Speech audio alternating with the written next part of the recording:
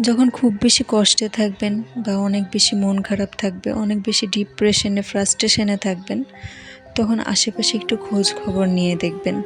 দুঃখী মানুষ যারা, তাদের সাথে গল্প করবেন। তাহলে দেখবেন আর বুঝবেন যে জীবন কি, আপনি কেমন আছেন আর তারাই কেমন আছে।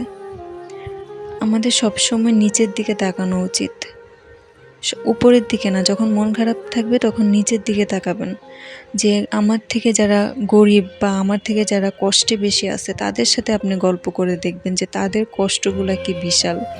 তাদের কষ্টের মাঝে আপনার আর আমার কষ্টগুলা কিছুই না। মানে তখন তাদের কষ্টের সামনে আমাদের নিজের কষ্টগুলো খুবই ছোট মনে হবে। তখন আমরা কি করব, মানে মন থেকে তখন আল্লাহর কাছে আমরা শুকরিয়া করব যে আল্লাহ, আমরা তো ভালো আছি, এদের অবস্থা তো আরও খারাপ। তাই কখনো মন খারাপ হলে এদের সাথে বসে গল্প করবেন, দেখবেন ভালো লাগবে।